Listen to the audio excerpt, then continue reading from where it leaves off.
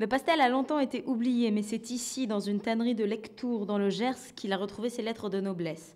Les Gaulois connaissaient déjà cette plante pour le pigment bleu contenu dans ses feuilles, un pigment utilisé en teinturerie, mais aussi dans les beaux-arts ou en décoration. Banni par les colorants de synthèse, le pastel doit sa renaissance à Henri et Denise Lambert. Il existe 4 volets qui dataient du 14e, ils sont toujours là, avec ce fameux bleu entre guillemets charrette. Nous avons voulu savoir pourquoi ce bleu est resté, en sachant que les bleus sont les couleurs les plus fragiles, et nous avons fini par trouver l'histoire du pastel à Toulouse.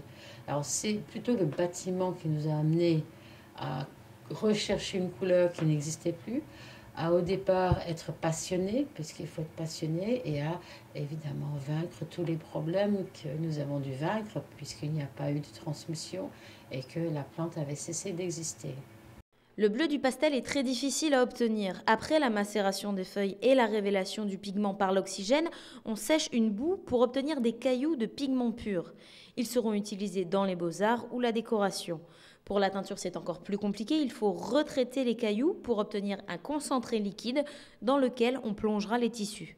Quand on vide nos concentrés dans nos bacs de teinture, quand on sort une pièce de tissu, elles sortent jaunes. Et dès que l'air va pénétrer dedans en quelques minutes, ça passera du jaune au vert et du vert au bleu. Après les feuilles pour la teinturerie, des travaux ont permis de découvrir les vertus des graines dans d'autres domaines.